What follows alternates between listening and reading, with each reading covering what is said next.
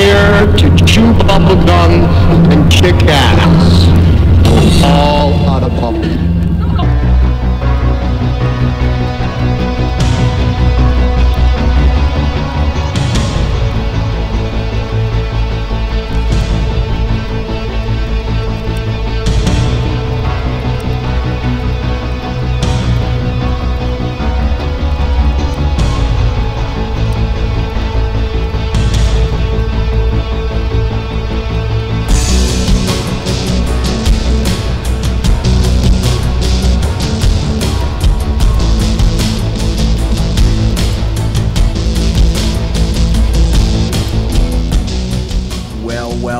Well, hasn't it been a day already? My gosh, it's been a day.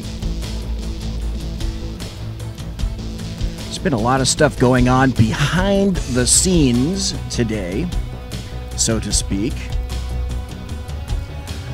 Wow. And we'll get into those in just a bit. But first, I have to tell you this. I have to say, in the standard BZ style. Ladies and gentlemen, boys and girls, children of all ages, welcome to the bloviating Zeppelin's Berserk Bobcat Saloon. Belly up to the bar, we've kept you a seat and it's great to see you back. Hey, guess what? Angel is going to be your bartender tonight. She pulls with the best of them, and the lava lamp to my left, your right, is in fact lighted. We don't water our drinks, just like we don't water our conversation. Politics, religion, crime, culture, economics, race, sex, science, law. We talk about it all here at the Saloon. Nothing is sacred. Speech is free, but the booze is not. All we ask, one simple thing, everybody can do it, some don't. Flush the damn toilet, please. Don't forget to jiggle the handle. Today is Thursday. It's the aftermath. What I customarily quantify as all the shite that I couldn't fit into the Tuesday show, and for whatever reason, Sackheads Radio on Wednesday last night did not, will not, or have not allowed me to speak about, because I didn't want to Bigfoot their show, and I wanted to save all that buttery goodness for you and me right here in the Saloon. Job one, right now. Once I organize my little thoughts here. Oh, I've got a great cut coming up. A grand cut. First and foremost, I want to say that tonight, at the bottom of the hour, bottom of the first segment, we are going to have the one and only underground professor, Dr. Michael Jones, on tonight. He is a constitutional scholar par excellence. Now, he himself has Bigfooted quite a number of SHR media shows. He's been something of the semi-regular on the Ken McClinton show. He's been on other shows. He is the owner and operator of Underground Professor Radio, and he's been doing that for a number of years now.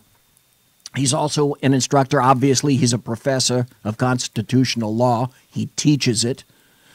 So I can't wait. This is the first segment. What I'm going to try to do is the same thing that I pretty much try to do to everybody that comes in. Yeah, to Melanie, to Jeff Dunnitz. I've spoken to both of those folks in the past couple of weeks, and I'd like to have them as regulars. I think it would be great to have somebody regular on Thursday night that we could chat with and do a little updating on some of the news. New hat, by the way. My Pratt & Whitney hat, because that's one of my sponsors. After all, Pratt & Whitney engines, thrust, you can trust. Huh? You heard it here first. Also, welcome to the folks in chat. We have SHR Media. Jersey Joe exited stage right, obviously, instead of stage left. And we have Mike in chat, so good to see folks here. Jersey Joe said, great, have a great show, appreciate it. And I shall indeed. So anyway, the underground professor is coming at the bottom of the hour. Actually, he's going to be calling me on the telephone. Moving right along. And we're going to talk about some other things that have occurred recently. It turns out that this Russian attorney that they're talking about, oh, Donald Trump Jr. and the Russian attorney. who let her into the United States? And then who didn't track her when she was here? Because, that meeting between her and Donald Trump, that didn't occur in Moscow.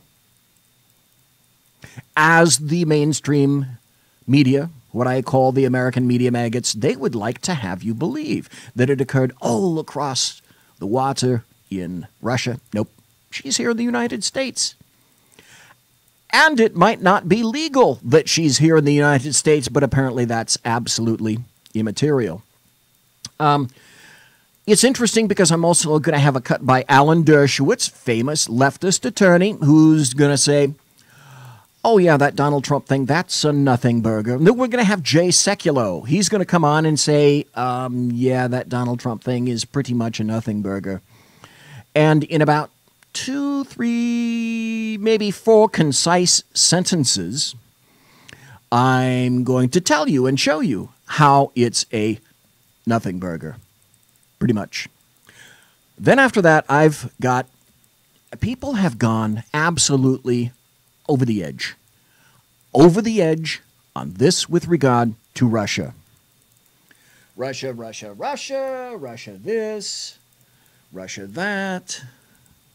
And even the people that you didn't think were going to go Russia, Russia, Russia, and I've got this clip between, I'll Bigfoot myself right now. I've got this clip between Tucker Carlson, again, all right, Tucker Carlson, he's one of my favorite hosts, and retired U.S. Army Lieutenant Colonel Ralph Peters, who says some over-the-top crap about Tucker Carlson. And again, it's as if when you lack a cogent argument, you're going to come back and throw various words at the host. This, very little of it makes a whole lot of sense. Another interesting point. We almost didn't have a show tonight. Anybody else that was on SHR? And what happened is this, sort of by now, that's probably 3 hours ago, maybe 3.5, 4 hours ago. Somewhere, like a bolt from the blue, the SHR media site was gone. Absolutely, and I mean gone, as it didn't even exist. In the digital world, there was the smell of burning, there was the smell of ozone and brimstone, as if Mephistopheles himself had come down and just snatched the site right off the internet. Luckily, Dan Butcher of High Plains Pundit fame, who is clearly a tech god, little g, of course, he saves and backs up all of the sites, all of his sites and the shrmedia.com site. And we were saved. So there were some issues. I'm looking at the chat room. The chat room is fine. Come one, come all into the chat room. We'd like to see more. But if it had stayed down, there might have been an issue. By the way, you can watch the show on YouTube, on SHR, on TV. You can watch it on YouTube at High Plains Pundit. You can go to the Sackheads Radio channel on YouTube and watch it. And you also, if you don't feel like watching me, if you've got to do the dishes. Wait a minute, BZ, who the hell does the dishes anymore by hand? Oh, that's right, me, because I don't have a dishwasher. Oh, I am the dishwasher. Or if you want to clean your fish tank or balance your checkbook, BZ, who has a checkbook anymore? No one has a checkbook anymore. Okay, it's rhetorical. Anyway, if you just want to listen, you can listen on Spreaker, do other things, do some vacuuming, take a Q-tip, clean out your ears, whatever it is that you would. Trim your toe hair. Very important, very important. And by the way, Sackheads Sean got back famously last night, early this morning, from his recital in San Francisco, and I simply want to tell everyone he is alive, he is well, and doing good. So no problem there with Sackhead Sean.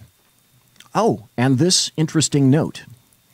Now, for the next week, almost 2 weeks, This is going to be the last time that anyone will be broadcasting live in the SHR Media Network studio like me right now, right here. Because after tonight, I'm going to pack up all my GURP, put it in a bag, and I'm off. And then next Monday, we're going to come here to the studio, pack all that GURP up, move it into my Krautmobile, and then they're flying, I'm driving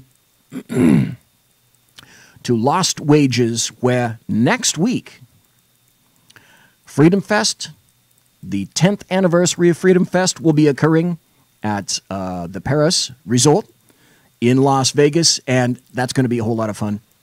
I absolutely cannot wait. Oh, and if you didn't already know, Sackhead Sean and Sackhead Clint are going to be on a First or a Second Amendment panel where they're discussing that, and I can't wait to see that. And if I can get everyone's permission, I'd like to video that and put that up as well. So you can be here and chat. You can listen live. You can listen live on Spreaker. You can watch it on YouTube.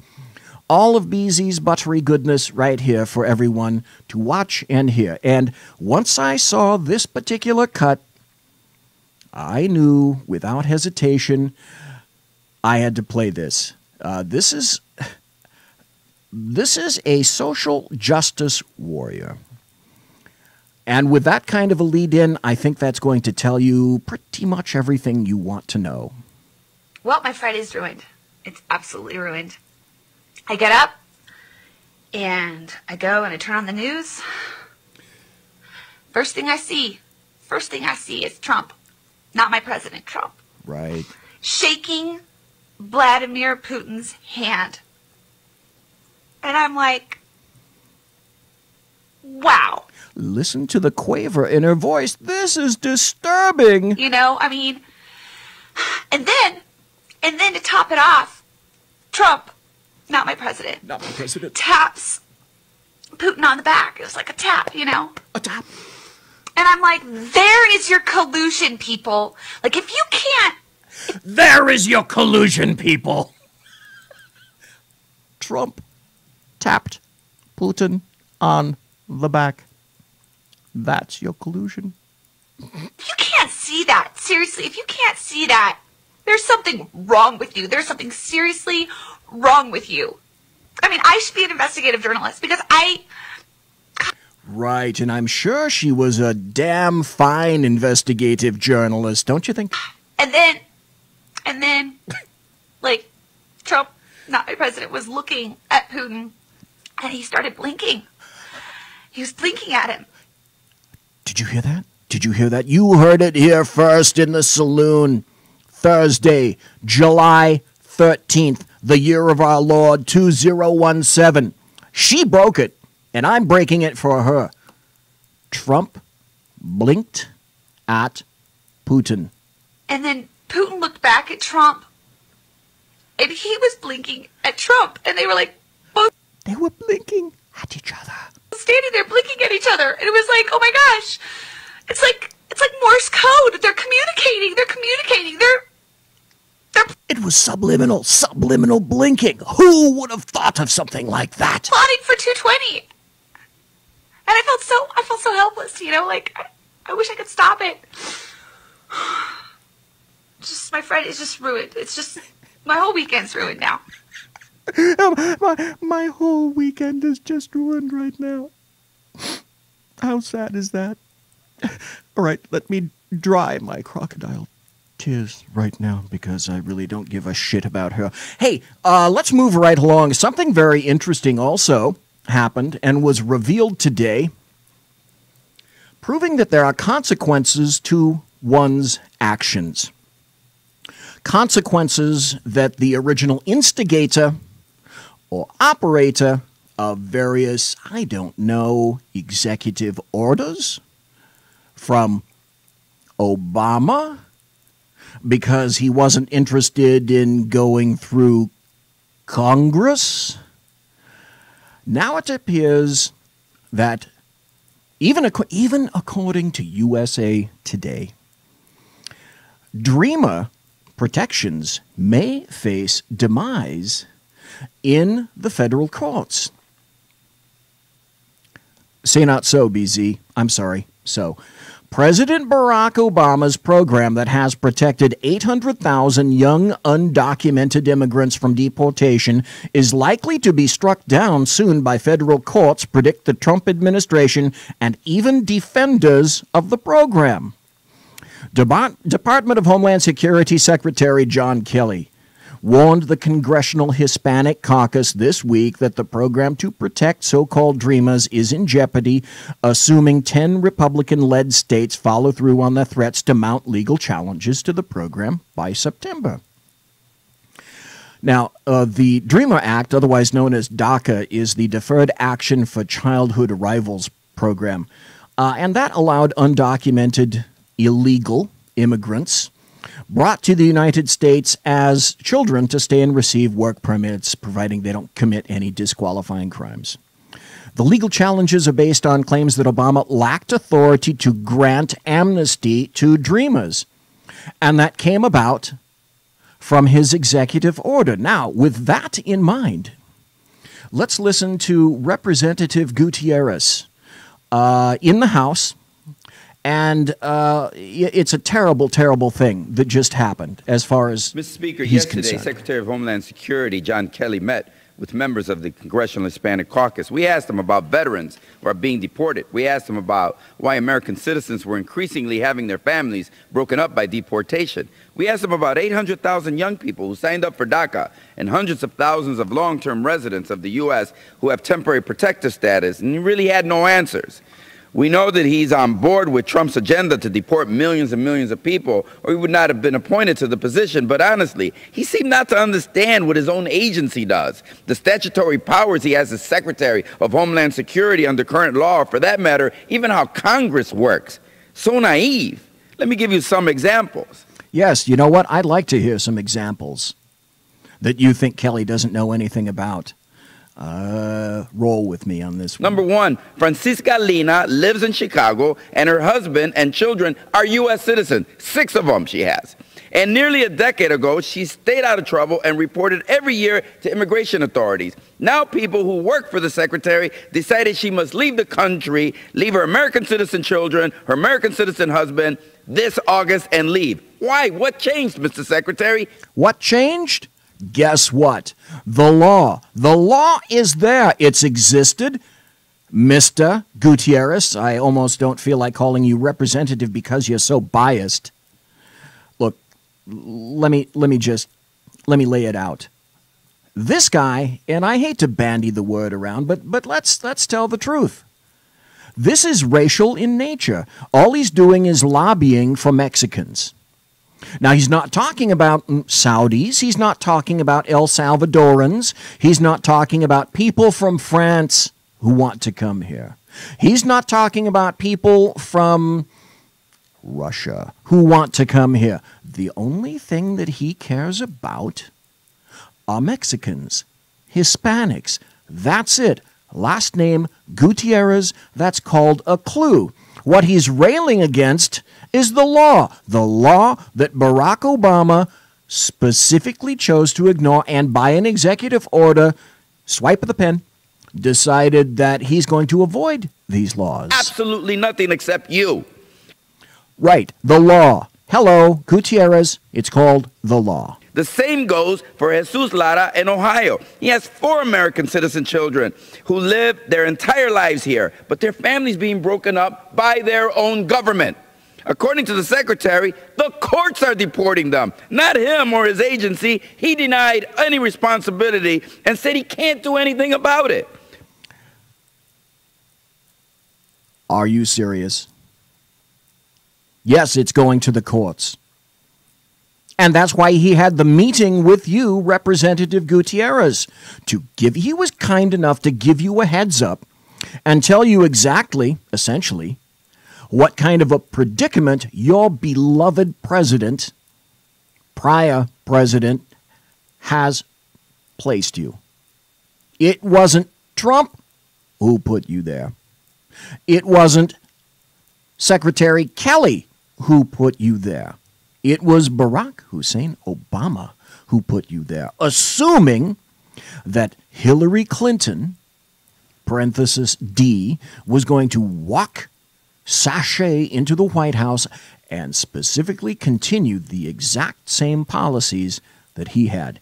She was going to be nothing but an extension of Barack Obama. We all know the Secretary of Homeland Security has extraordinary powers to spare families from deportation. Right, that'll play well.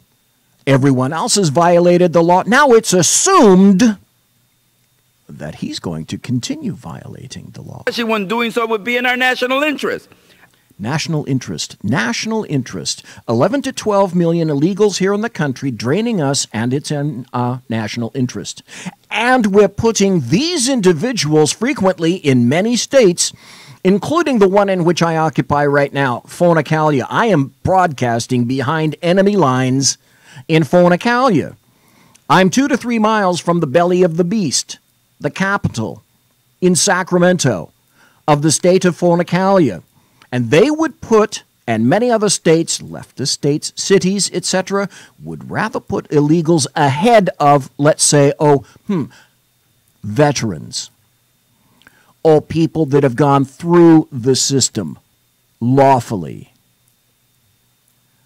and the other people who have not gone through the system lawfully. I told him he could just pick up the phone and stop the deportation of Mrs. Lino and Mr. Lara and spare the American people the cruelty and the hardship.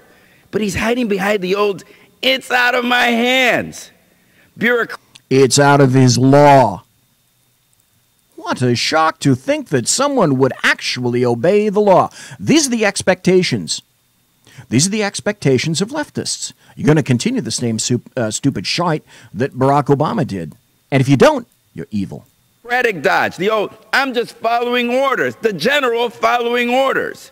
But General, that's invalid because we know you have the power. Now this guy is comparing people obeying orders. And trust me when I tell you this, the implied point of this is, well, the Germans in World War II during the Nuremberg trial said we were just following orders. That's exactly what he wants to use as a comparison. To do the right thing. On TPS, a program that currently allows hundreds of thousands of people to live and work here legally, the Secretary has almost unilateral power to extend it. But the Secretary was like, I don't know what I'm going to do. They've been here a long time. I don't know what I'm going to do. I have to decide. What kind of answer is that, Mr. Secretary? The answer is he knows, and he already told you, and I told you this before, it's going to be out of his hands when it goes to the courts. If the states, just like I read, decide to sue, and they likely will. Because who has to front this money? Oh, that's right. The affected states. It's not going to come from the feds, is it? I mean, these people are in the states already. To me, this means that hundreds of thousands of people's lives, the lives that have been built in the United States, are about to be turned upside down.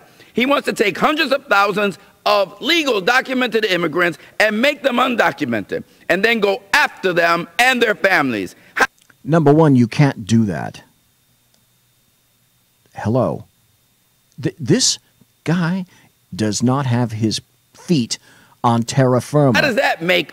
That's how incredibly biased he is. America great. Then there is DACA, the program where 800,000 children and young adults came forward, registered with the government, went through a background check, and were rechecked periodically. Now Secretary Kelly says he thinks DACA is illegal. And once again... Who started it? Where did it begin? Doesn't want to know that, doesn't want to say that, doesn't want to recognize that. It's not his fault. It's no one else's fault. It's the Trump administration. It's Kelly. How they got here is absolutely immaterial. It's what they're going to do now that they're here. It's out of his hands. And up to, who? You know who he said it's up to? Attorney General Jeff Sessions, only America's #1 opponent of immigration of any kind. So to me, this is our call to action. The way we rose up to support women and Planned Parenthood, we have to do that again and again. Trust me, This is the way the rest of the administration is going to be from now until in perpetuity January 20th, 2021. It's going to be just like this. It's a fight every day. And individuals like this representative are going to continue to not tell you the full, unbridled truth about what's happening. I've said this time and again. I'll tell you what, Representative Gutierrez, people on the left, if you don't like the law, get your arses in line, win some elections, and change the law. Right now, you're 0 for 5 in 5 elections that you thought you were going to win. And your Senate is in jeopardy by 10 to 11 people, as we discussed on Sackheads last night. The way lawyers and patriotic Americans stood at airports to protect refugees and religious freedom, well, now it's time to protect TPS and Dreamers. And you have an agenda, and your agenda is racist, and you're absolutely incognizant of the true meaning of a lot of refugees. Are these refugees that are political refugees? No. They're primarily political refugees. That's the way it goes. I'm going to say underground professor Dr. Jones just called in. You can't hear him on the air, but I'm going to finish this segment. I want to let Dr. Jones know I'm going to finish the segment. We're going to go to the break at the bottom of the hour, and then we will be back with you, sir. So I just want to give you a little bit of a heads up on that. Well, let's listen to what this continue to listen to what this guy says. And other families in the crosshairs. We are going to have to organize, mobilize, and stand with our allies to protect families, to protect American citizens in those families, and to defend communities, because these guys are serious. They want to deport millions of people, and they're coming after the Dreamers and those with deep, long-term lives in the U.S. Number one, you can't deport millions of people. What you can do is continue to do what I did when I was a deputy sheriff at the Old Main Jail in the 80s, when someone who was illegal, that you suspected was illegal, came through and they were convicted of a crime. What you did was you called up the Border Patrol. Actually, they would call you up at the end of the shift, and then they would come and interview these people one by one by one. And the only reason, why do you think it was that people ended up in jail, on graveyard, and I was writing their names down? Oh, that's right. They were arrested for a crime. You don't need to go out and make wholesale raids. Number one, it can't be done. Number two, there aren't the people to do it. Number three, there aren't a sufficient amount of courts to handle it or processing centers to handle it. But it's like I've said. You've had all this time to go ahead and change the law. You've not changed the law, Representative Gutierrez. Now, you have to ask yourself a fundamental question. I've got about 2 minutes before the bottom of the hour break. 1 minute. You've got to ask yourself a fundamental question, and that's this. Why haven't leftists, the Mexicans, the various Hispanic caucuses and groups changed the law, or said, we are going to change the law, and we're going to do it through Congress? Why? I'd say it's a rather simple reason. The American public, the American taxpayers, are not going to take it. They want their free cheese. They want their freedom to come in endlessly and acquired, if you will, sort of a favored nation status. And when they didn't get it because it was expected, it was granted for the past 8 years. When they didn't get it under Trump, then oddly enough, it was Trump who was the proverbial bad guy. Tell you what, we're going to go to a break. We're going to come right back, and we are going to speak directly to the underground professor himself, Dr. Michael Jones. Folks, please come back. Conservative media done right. You're listening to the SHR Media Network. Breaking news. According to the latest report coming out of SHR Media, a merchandise store to support both the Reaver of Common Sense and SHR Media has just been unleashed to the general public. Be forewarned that this site can be contagious and numerous items can be purchased to support the best news programming. Go to Reaver.one website and click on the store link to check out the merchandise. Hello, I'm Matt, a student at Hillsdale College. Here is Hillsdale President Larry Arnn on the continuing relevance of the Constitution. Many argue today that the Constitution is outdated because it addresses problems peculiar to the 18th century. Some parts of the Constitution do read rather quaintly. Consider the injunction against titles of nobility in Article 1, Section 9 of the Constitution. But is that so outdated? The purpose of the injunction is to prevent the government granting special privileges to some for partisan reasons. This strikes at the heart of the rule of law. The crony capitalism so common today is a place where the government bestows favors and tax dollars on some businesses to give them a leg up over others. This is exactly the kind of thing the Constitution was meant to prohibit. The Constitution is not so outdated after all. This Constitution Minute was brought to you by Hillsdale College. To join the national conversation on the Constitution, go to constitutionminute.com. Times are dark. The people misled by corrupt politicians, lied to by establishment media, and deceived by the false messages of Islam. A nation in confusion needs a guide. It needs a man with a cane. I'm Dave Milner. Join me on Spreaker, SHR Media, High Plains Talk Radio, Live Rebooting Liberty, and YouTube for a unique brand of commentary on the unpleasant blind guide. Because truth is not always pleasant. In a world controlled by corrupt politicians. You got a business. You didn't build that. A team of ordinary men emerge from the ashes to give voice to the voiceless and hope to the hopeless.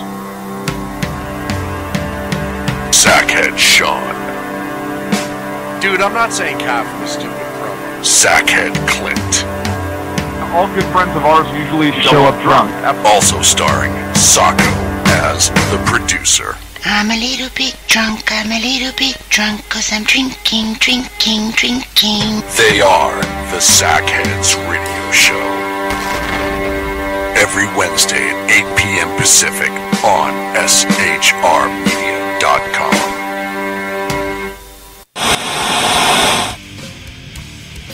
Beware, the Jersey Takeover is here. Every Monday through Friday, 11 a.m. to 1 p.m. Eastern Standard Time. You can catch the Reaver of Common Sense show, hosted by Jersey Joe, right here on shrmedia.com and highplainsdailynews.com. Only Jersey can deliver hell like no one else, so consider this your fair warning.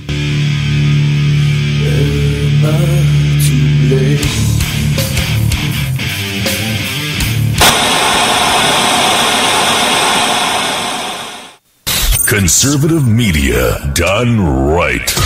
You're listening to the SHR Media Network. In a world where insanity reigns supreme and safety pin manufacturers are running out of metal for the diapers of the leftists, it's comforting to know an ancient, fat, long-haired, bearded reprobate has your mind in mind. Ladies and gentlemen, boys and girls, children of all ages, broadcasting behind enemy lines in occupied California. And despite every attempt by the SHR Media Network to revoke his shameless contract, we return to the bloviating Zeppelin's Berserk Bobcat Saloon. Ladies and gentlemen, we are back. And with luck, we have on the line the underground professor. And as a matter of fact, boy, that microphone's hot. Okay. And as a matter of fact, here he is. And so I have to tell everybody tonight, for the very first time, I would like to welcome the underground professor himself to the Berserk Bobcat Saloon. Though it is, for me, I have to be truthful, it's not the first time that I have encountered this good gentleman, okay? What happened is we happened to meet last year in July at the Freedom Fest in Las Vegas, where it was held at the Planet Hollywood Resort. And we were clearly brothers in beards from first sight. And some have gone so far as to ridiculously suggest that I'm a stand-in for the good professor himself. Okay, now I could be his stand-in if perhaps we were on Jupiter and gravity was 4 times what it is here on Earth. Well, that said, the underground professor is none other than Dr. Michael Jones, and he is host of the Underground Professor radio show. He's been a guest on shows too numerous to mention. He is a gentleman scholar. He is a savant extraordinaire, a raconteur, a minister, a Texan, and a constitutional expert. So, Dr. Jones, thanks for being on the show. Thanks for being in the saloon. And welcome, sir.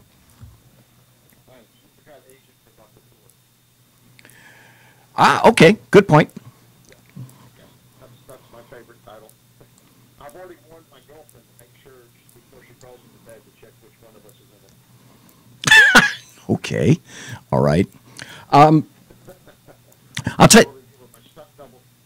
Yes, that's exactly what it was quantified as, a stunt double. I'll tell you what. We are having some trouble with Skype here. Could you do me a favor? And yeah, hang up and call back in, and let's see if we can get the levels on this done, because I think your level is way too low. So if you can hang up, call back in, that would be wonderful. And I'll be waiting with bated breath. That's difficult to say. Thank you, sir. So folks, the professor's going to call back in just a bit. And I've been talking about this. See, we've got an interesting system here at SHR where if... Okay, now let's try it and see how that works. Okay, for whatever reason, oh gosh, yes. Now we can hear you. Excellent, excellent, excellent. Thank you very much, sir. I don't know what the magic solution is, but sometimes if somebody calls in, that's the magic solution. So in any event, I say welcome to you to the saloon. The one thing that I did discover is that on the internet, it's not easy to discover sorts of, I guess, vast volumes of information about you. And to start off, there are some people here who are not familiar with you. And since this is your first time here, can you tell us a little bit about yourself, where you were born, where you were raised, just like that to begin with?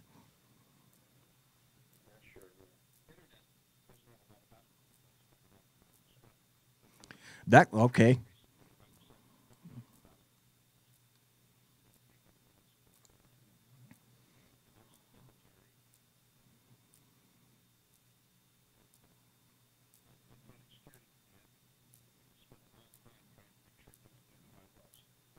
Okay. Really?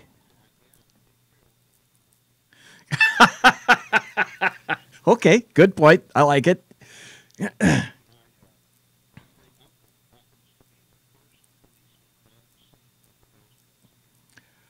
Really? Holy crap.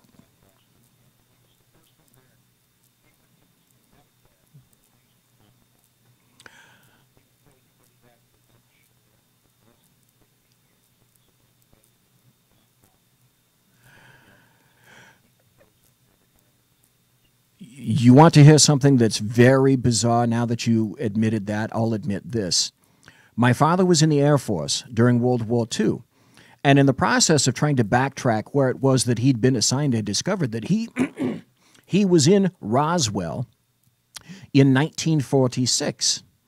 The Roswell incident occurred in 1946. He was assigned to that base. In 2008, when he was sick, just before he passed away, I began to ask him questions about that. And I was joking with him. I said, you know, the shoes in the alien autopsy photos, they're wingtips, and I know they're yours, right? And once I said that, and I was being jocular, but I thought, you know, I'd like to, maybe he'll talk about this. No, No, Dr. Jones, he shut the hell up immediately, and I never got another thing out of it. I don't know to this day what happened with him in Roswell. The only thing I know, he was there. I have no idea what he said, what he heard, what he read, nothing. Just a strange coinkydink.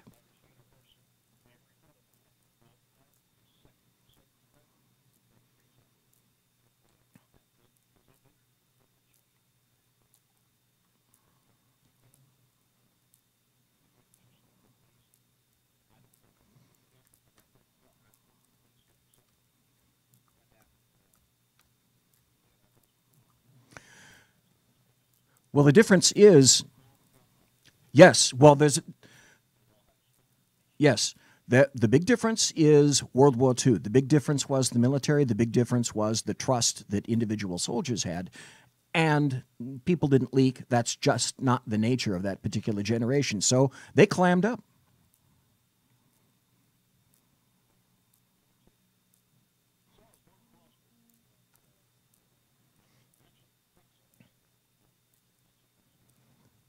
Okay, good.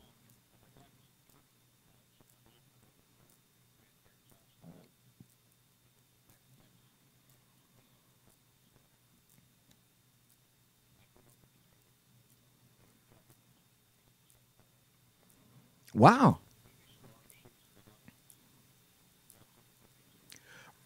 Really? Are you serious?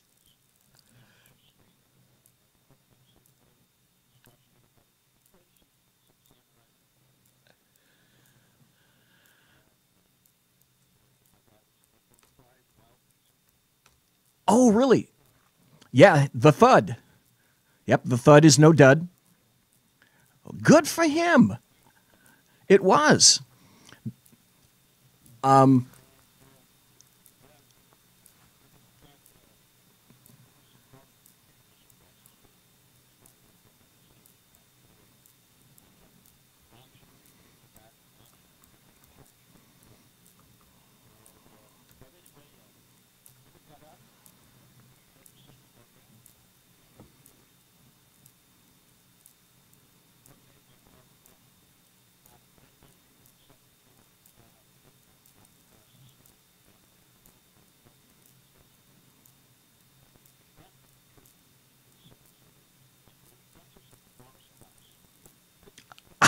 Okay.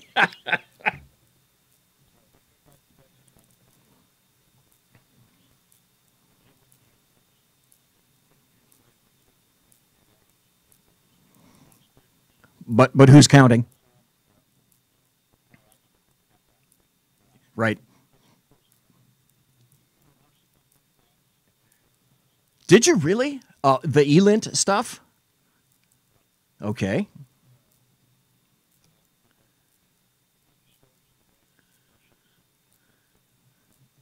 Right. Right.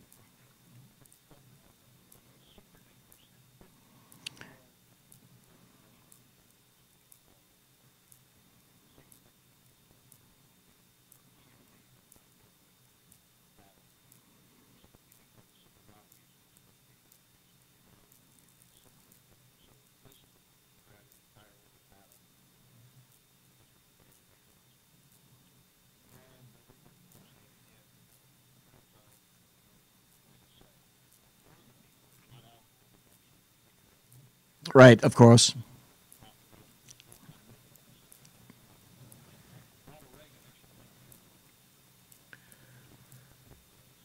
Really? Okay, stop just for a second. That sounds like a story. Are you in the mood to tell us the story about that? If you do, I'd love to hear it. Yes.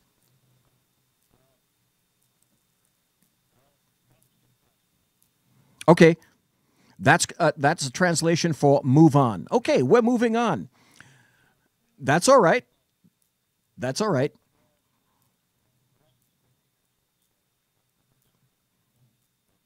I was free to talk about certain things in 2014, and after that, I decided that I'm not talking about certain things. So I understand exactly. Yeah, I understand exactly.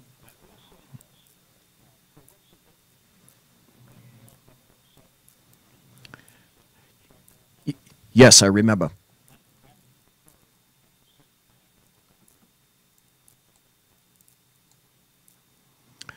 Okay.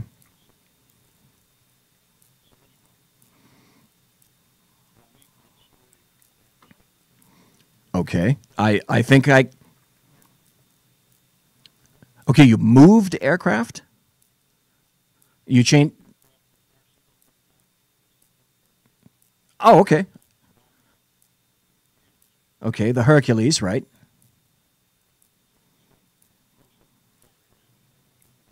Right. Cargo.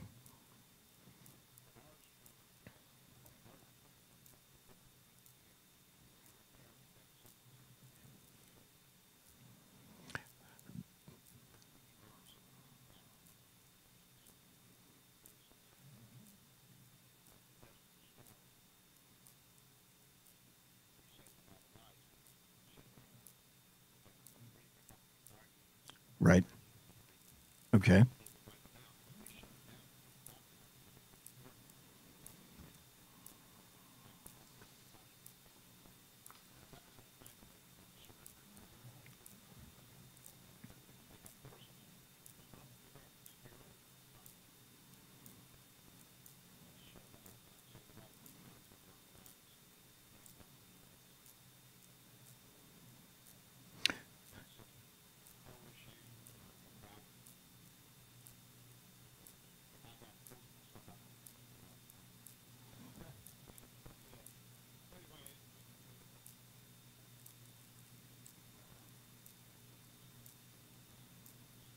Okay. Yeah, you weren't the only one.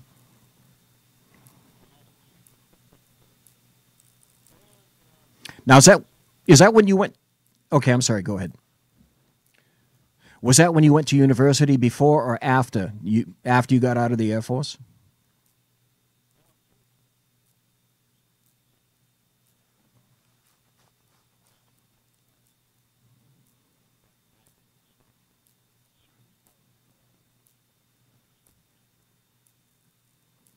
Okay. And I know you've got probably a ton. What, if I may be so bold, are they?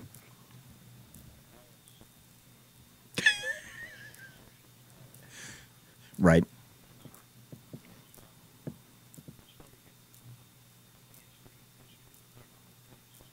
Okay.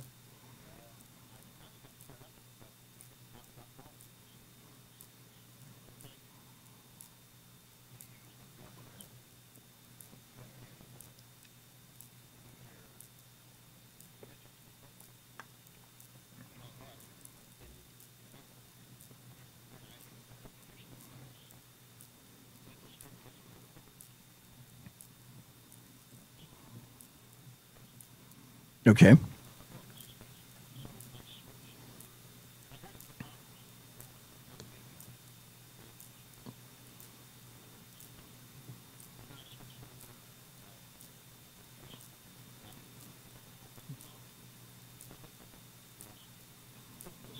Holy crap.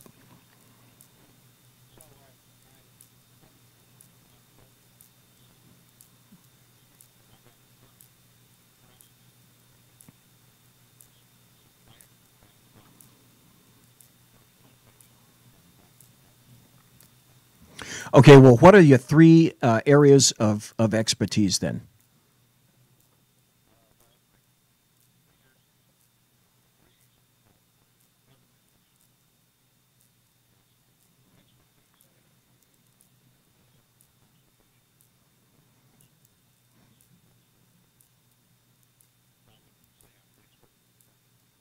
Okay.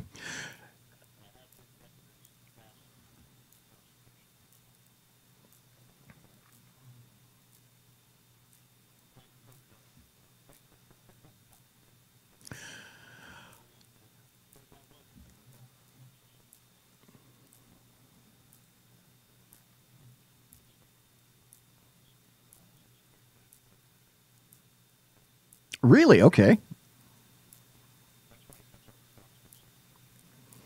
Okay. Oh, hey, let me ask you, are you going this year? Oh, great. Great. Okay. I'll see you then. All right, because I'm going to be there on Tuesday, and this is going to be grand because Clint and Sean are going again. You'll see me. I don't know if Ken's going, but it'll be great to see you again. Now, I have another question. Oh, did he? Okay. All right. Well, that's too bad. I'm sorry to hear that. All right. We have another 10 minutes or so before the top of the hour, and I think if I'm not mistaken, that you've agreed to be here for another 10 minutes, the top of the hour. So I have to ask you, if I'm not mistaken, I believe that God informs your life, and I heard someone say that you are a minister. Now, is that true?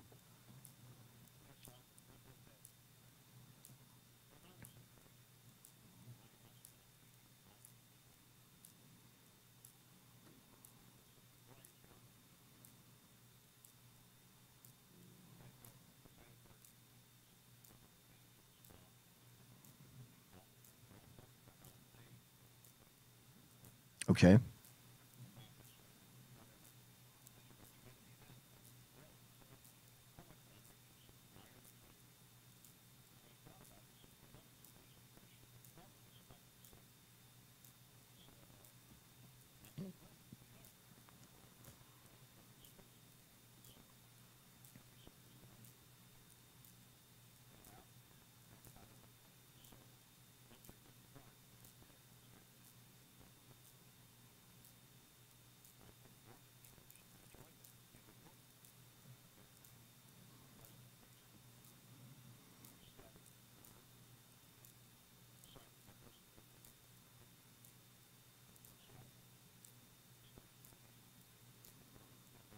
Holy moly.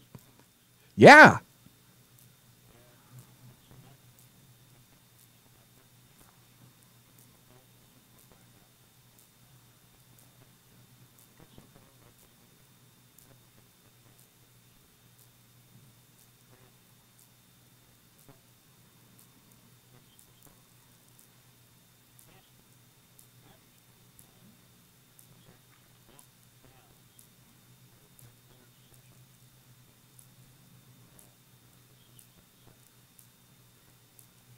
All right.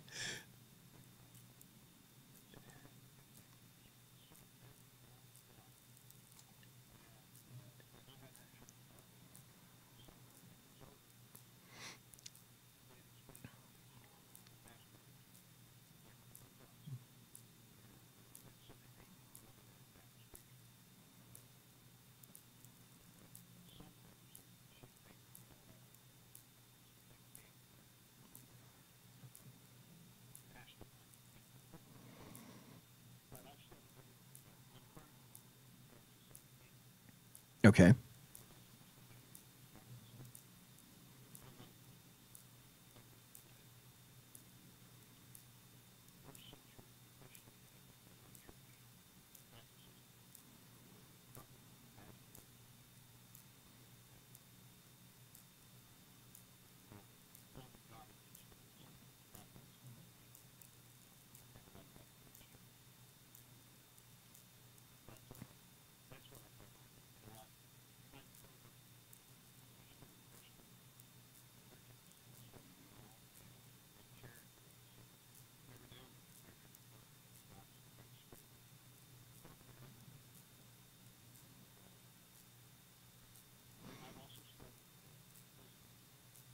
Okay, that you just beat me to my next question.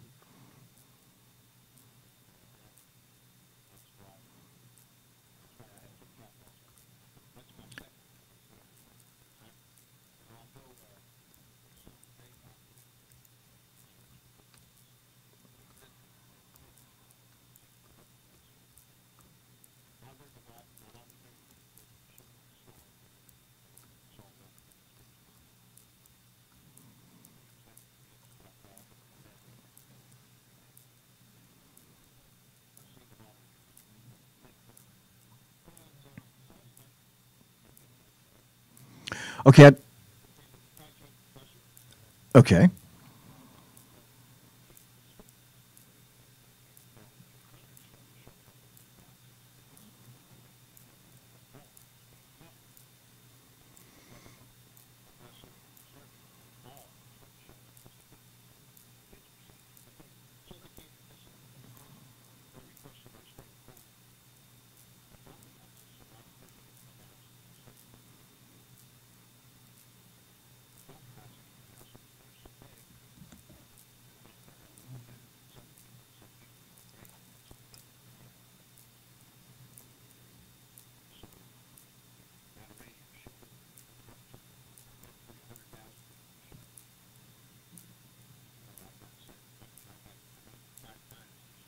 Holy crap.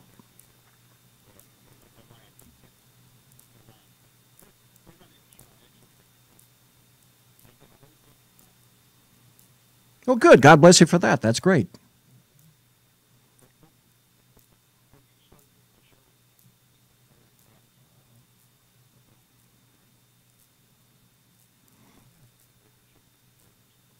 We've got 3 minutes left, and I have 2 questions more for you because I know you got a jam.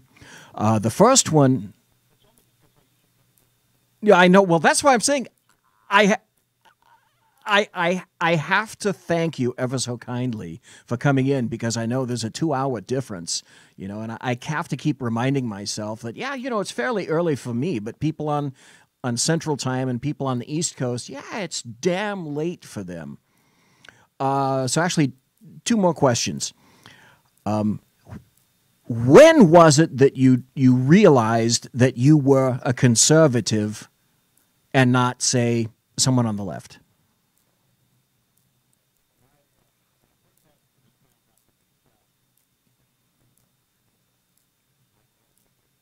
Okay.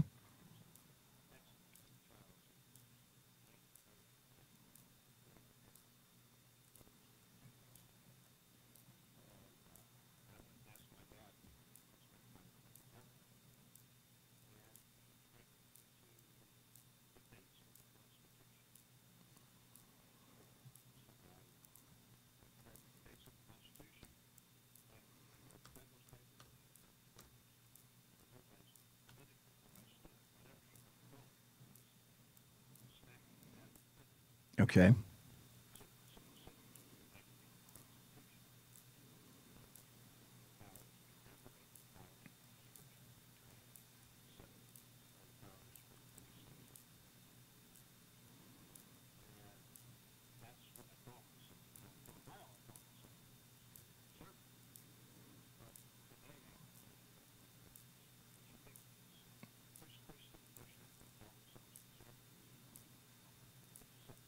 Yeah, and they're on a wide spectrum.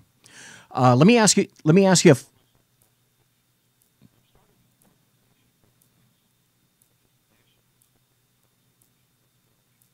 Oh, I like that.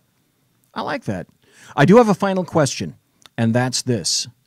I would absolutely love to have you back because I would love to get into specific sort of single topic type discussions with you because I know you are a vast untapped resource of all things constitutional, all to do with the Bill of Rights, the Federalist Papers, etc. And so many people do not understand at all anything, very little about the Constitution. Would it be possible to get you back in the future?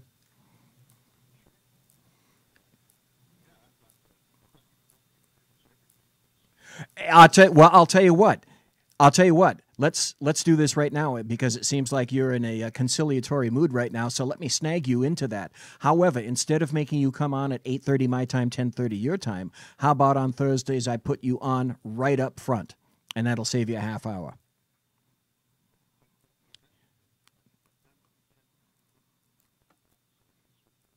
Okay. Okay, cool. Good. All right. Outstanding. I am very happy about that. Yes, it will. Thank you very much. And I can't wait to see you next week at Freedom Fest. Folks, we have been meet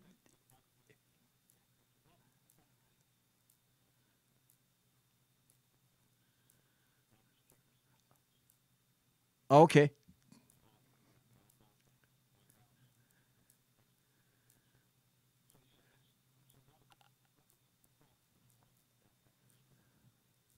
No, of course not.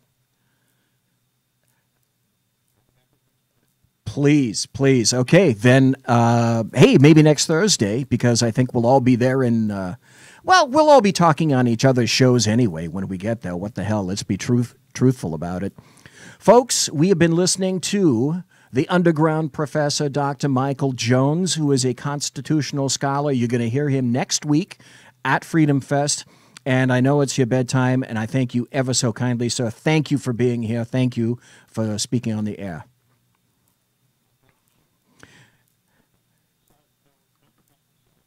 That was my point.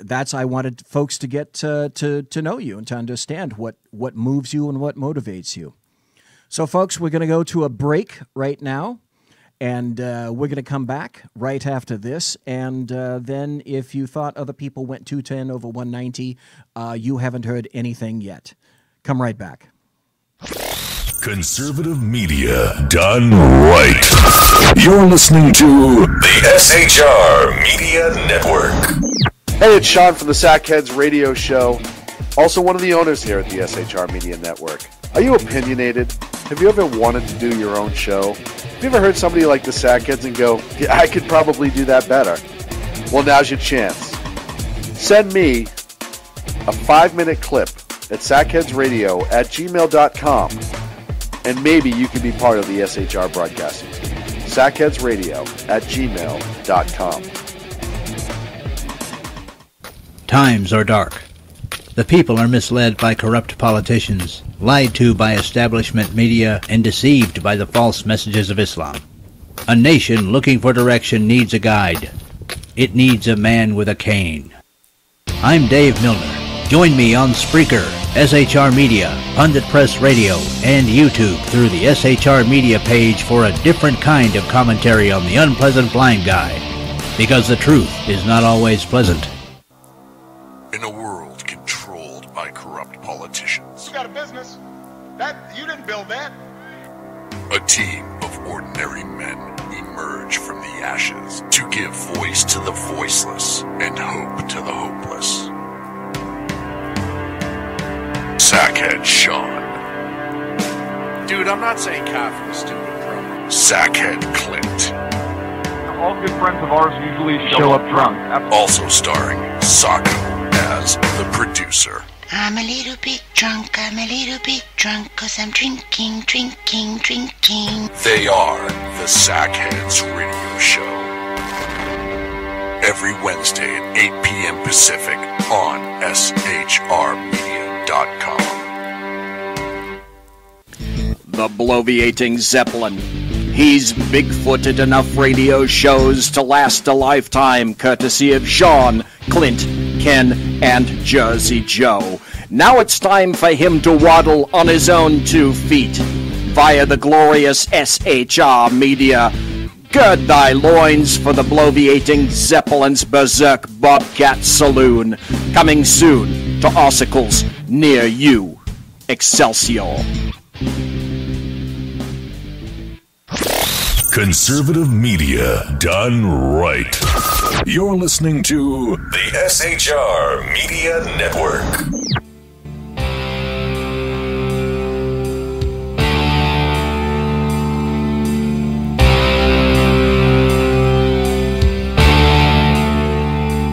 Ladies and gentlemen, boys and girls, children of all ages, you are in fact listening to the bloviating Zeppelin. It is I in the Berserk Bobcat Saloon. It's Thursday. It's called the Aftermath, which I quantify as all the shit that I couldn't fit into the Tuesday show, and for whatever reason those oppressive sackheads wouldn't let me talk about on Wednesday, minus one sackhead Sean from last night. In any event, there's a whole bunch of stuff that I've wanted for quite some time to get into, and I know this is a little bit later than normal, but this is an issue that hits close to me for obvious reasons, for people that know me, and I'll explain later. There was not this, yes, as a matter of fact, 2 weeks ago, past Wednesday, A New York City police officer was assassinated in a vehicle when she was shot dead by an individual that had been ranting for quite some time about cops, and he was enabled by any number of people on the left, leftists, Black Lives Matter, etc., and that's where he found his motivation. And I think, unfortunately, it's been proven that the mayor of New York City, who is Bill de Blasio, he's gone out of his way to prove that he does, in fact, despise his very own New York Police Department. And in my opinion, that equates to all the other law enforcement officers in the United States.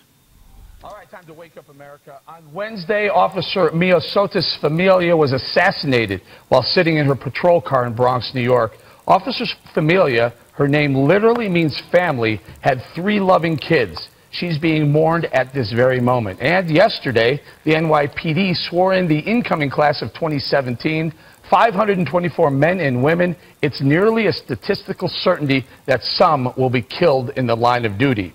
Did you hear 2 things occurring simultaneously?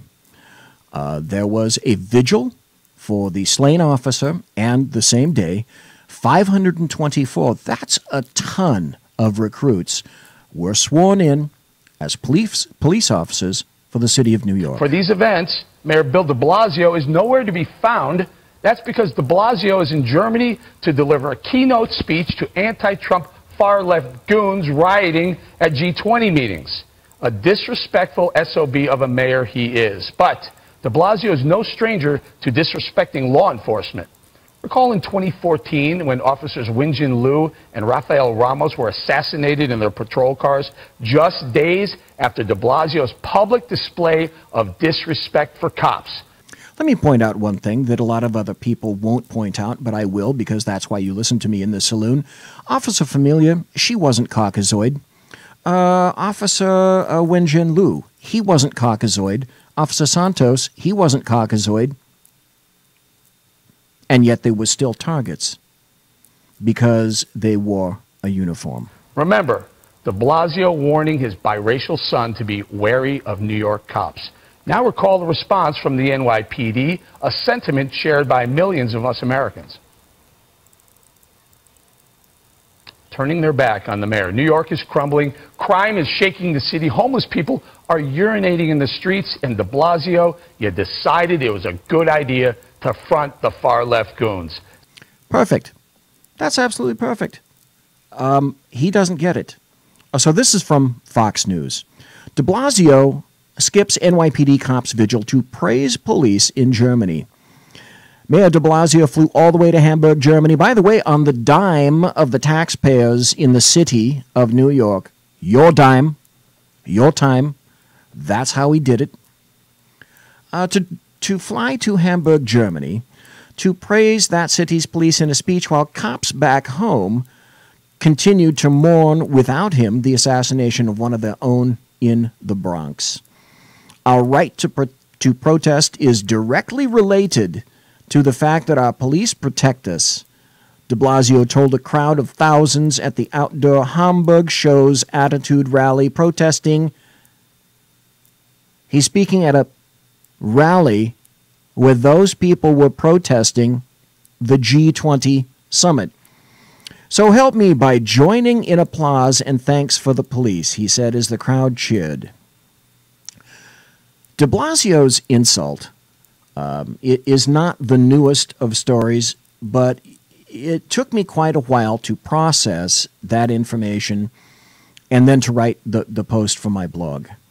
I started it twice. I had to delete it twice because all it contained at that time were basically just a lot of expletives and a lot of venom. So what the mayor did is he missed out on those 2 things. He missed out on the vigil, that evening vigil, that was honoring slain NYPD detective Mia Sotis Familia at the 46th Precinct station house where she worked there in the Bronx. And he also missed out on the swearing in of not 20, not 40, not 100, not 300, 524 of his New York Police Department officers. He thought jetting out of the country was the proper thing to do. I was livid for quite some time when I heard this, and as I said, it took me a while to calm down.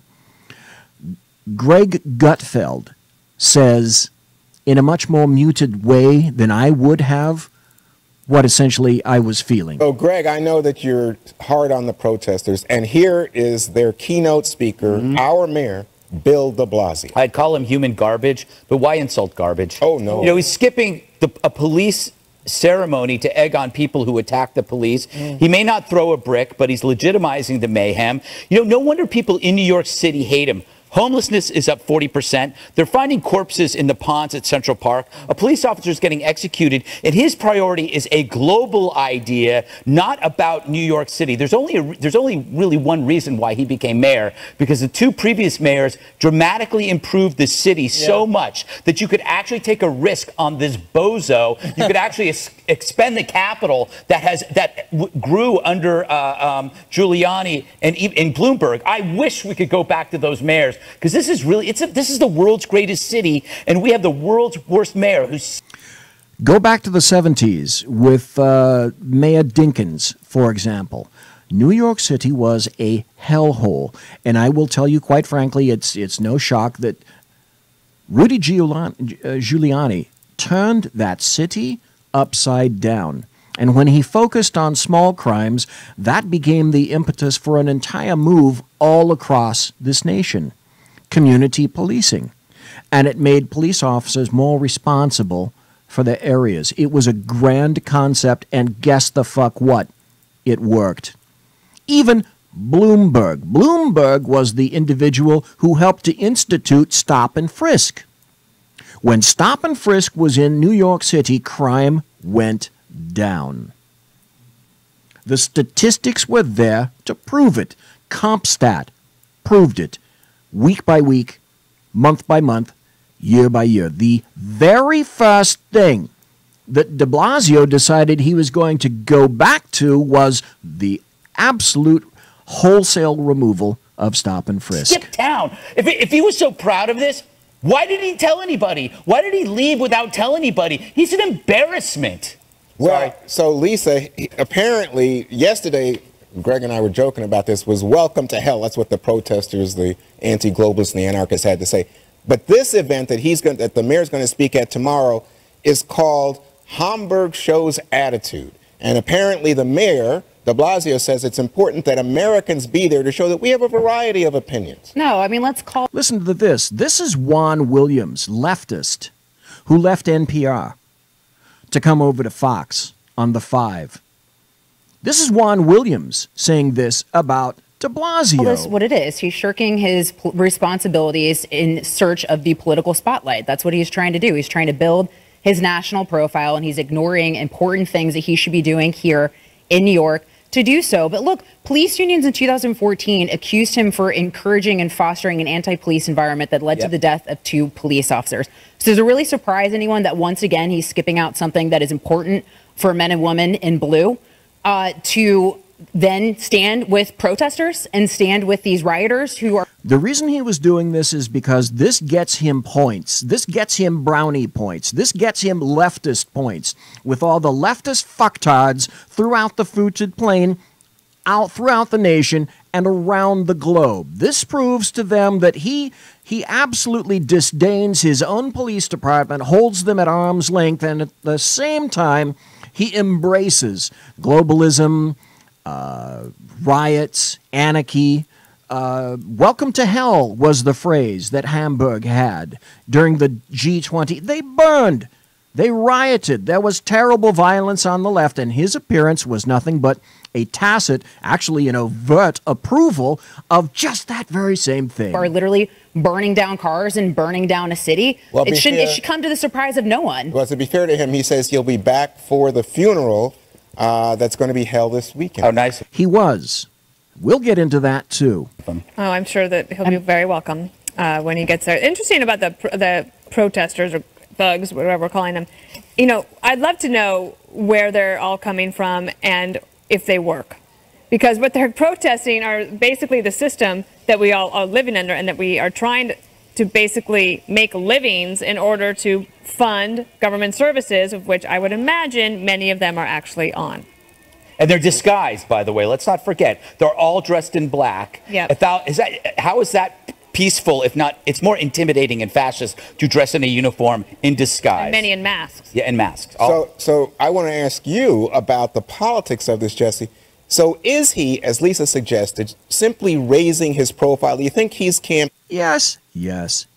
Hello, Juan. You can't see that. The answer is a resounding yes. Painting to be a possible Democratic contender for 2020? Oh, do I hope so, Juan. I would love to see Republicans run against that guy. versus Trump. Oh, it doesn't get any better than that. Throw Warren on the ticket, we have a real fun campaign. Any event where de Blasio is the keynote speaker is a terrible event. I will say this, though. I know why he went.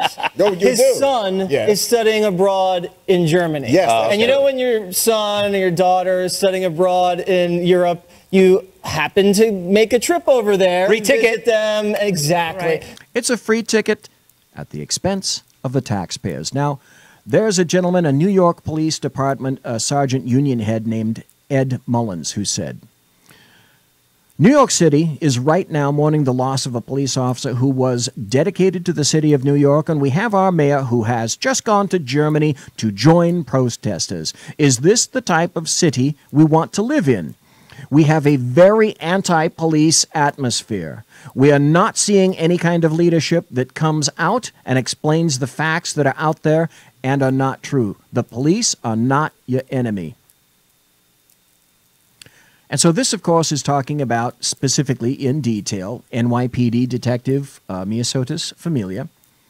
She was a 48-year-old mother of 3, to include a 20-year-old daughter and a 12-year-old and, 12-year-old twins, a boy and a girl. And she was literally assassinated on Wednesday.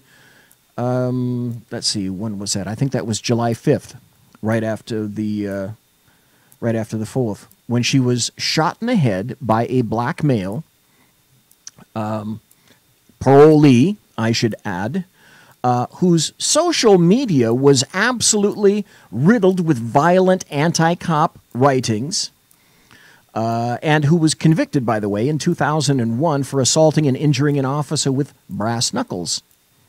I'm sure that the suspect gave that officer the same chance that he provided to Familia, and that is to say, none at all.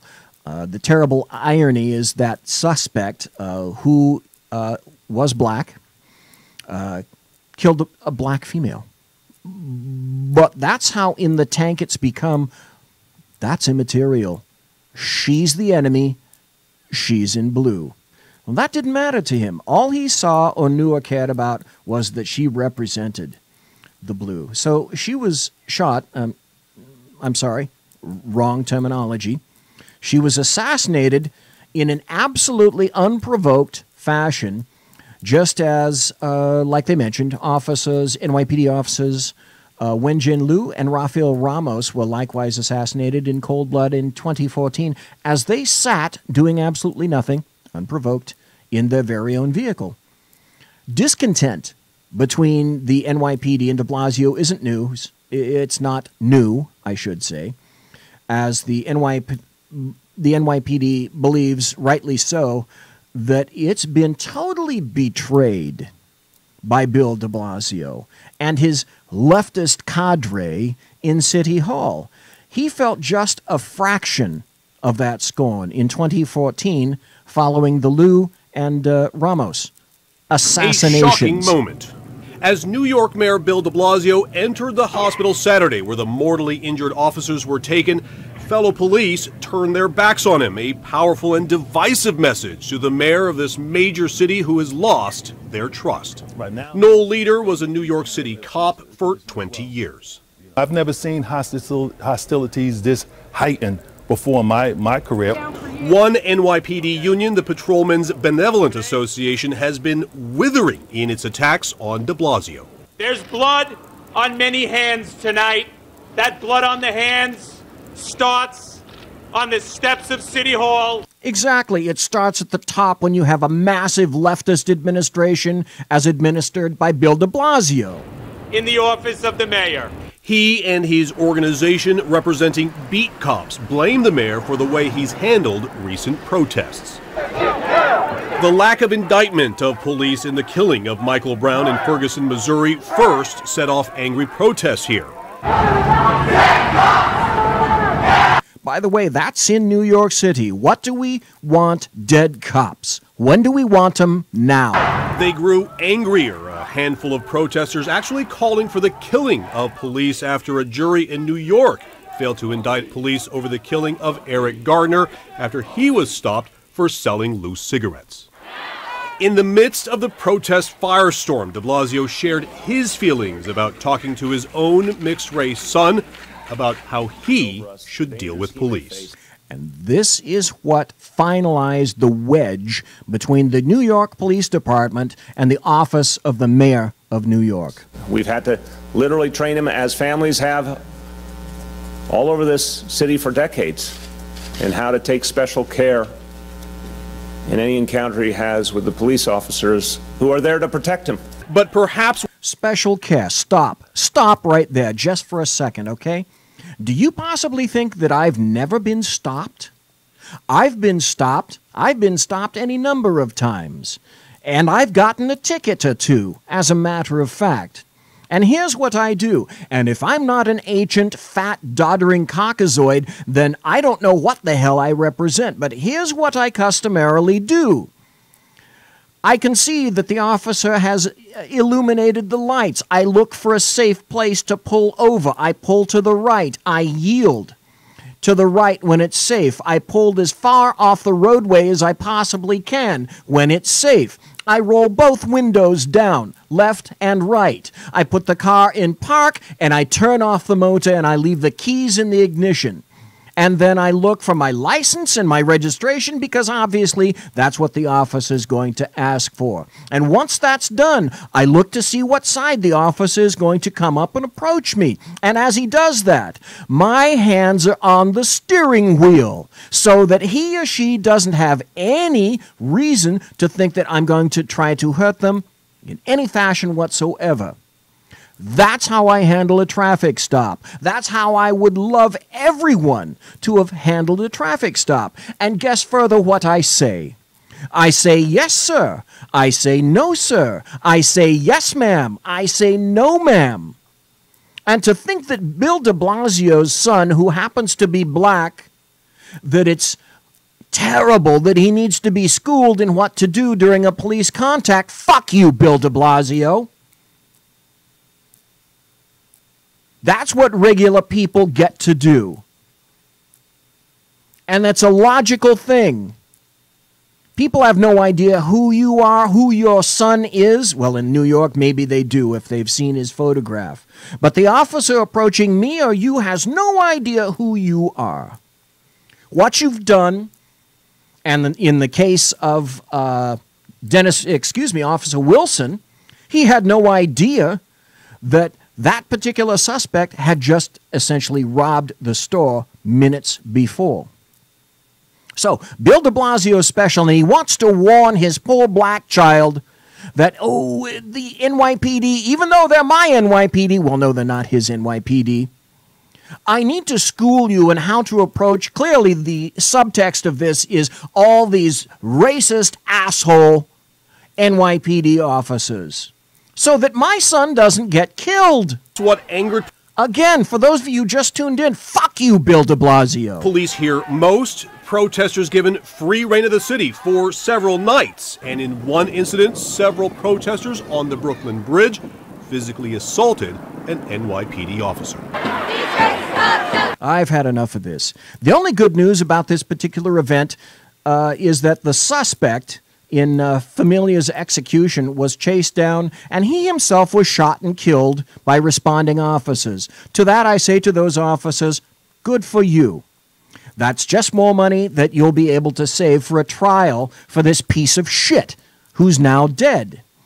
That said, here's what the quite brave New York City Mayor Bill de Blasio needs to hear in the environment under which his officers must operate. And I have to tell you, what you're going to hear is the response, the call from that situation. It tugs at my heart because I've been there. 82, that's just fine, correct? No, we're...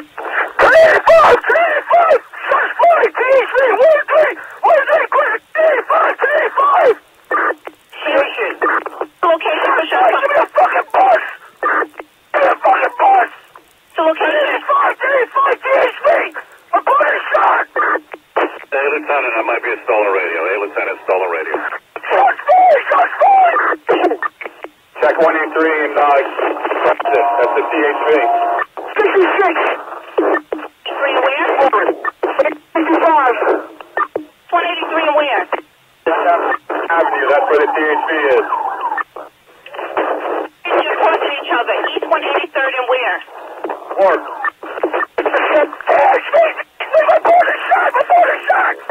Shots fired. East 183rd and where? Did you get the idea that that lieutenant that was an asshole came in and stepped on the traffic, said that he thought that he had a stolen radio? Don't you listen to your fucking radio? Morris. 183rd. Any units over to East 183rd and Morris. Shots fired. Hurry up, give me a fucking ambulance! Units calling this someone shot. There's 2 things going on, Senator. DHV, 183, hurry up, give me a fucking bus!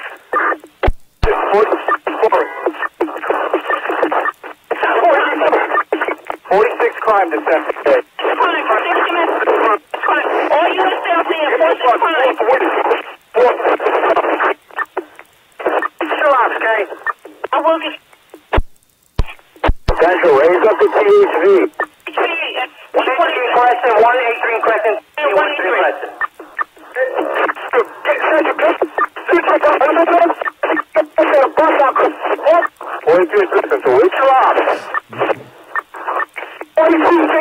Central.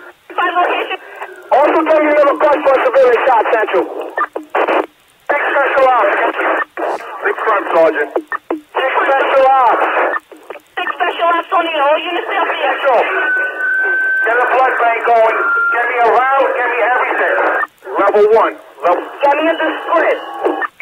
We still haven't found a cop that was screaming on the air. All else is accounted for. Don't block the lane. Don't block that road. Keep that road open for the ambulance. Don't block the road. Open up, Unit is shot. Can anybody advise which unit is shot? Get a hospital route. Let me get a hospital route.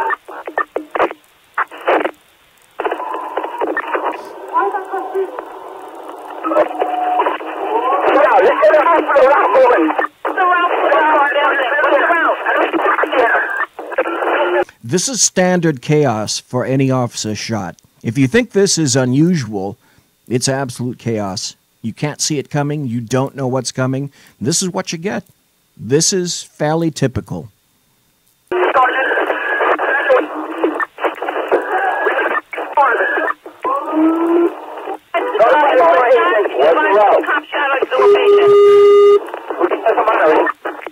One hospital. Hospital responding to. What's the sergeant over here? The route, Sergeant. That's the crime sergeant. You're going to have 2 crime scenes. One at 183 in Morris. You got one under? Where? 183 in Morris. 183 in Morris. I'm sorry, I can't listen to this anymore. We're going to go to a break, and we'll be right back. Please come back. Conservative media done right. You're listening to the SHR Media Network. Hey, it's Sean from the Sackheads radio show. Also one of the owners here at the SHR Media Network. Are you opinionated? Have you ever wanted to do your own show? Have you ever heard somebody like the Sackheads and go, yeah, I could probably do that better? Well, now's your chance. Send me a 5-minute clip at sackheadsradio@gmail.com, and maybe you can be part of the SHR broadcasting team. sackheadsradio@gmail.com. Times are dark. The people are misled by corrupt politicians, lied to by establishment media, and deceived by the false messages of Islam. A nation looking for direction needs a guide. It needs a man with a cane. I'm Dave Milner. Join me on Spreaker, SHR Media, Pundit Press Radio, and YouTube through the SHR Media page for a different kind of commentary on the unpleasant blind guy. Because the truth is not always pleasant.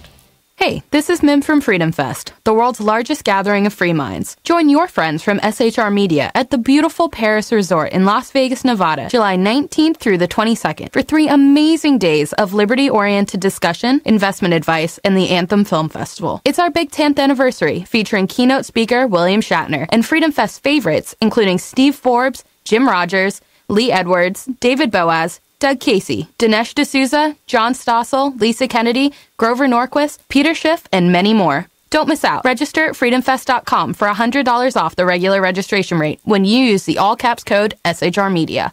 Featuring right thinking from a left brain and doing the job the American maggots won't. BZ is fundamentally changing America one diaper at a time.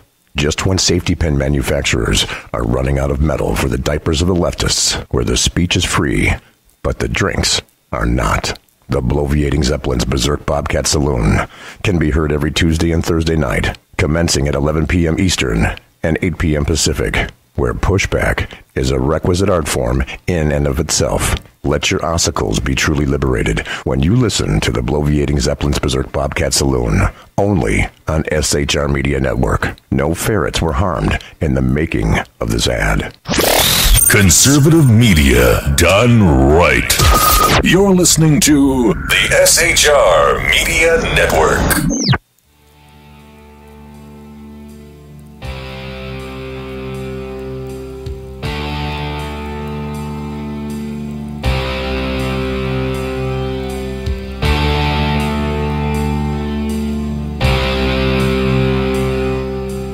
I don't know about you, but I needed that break.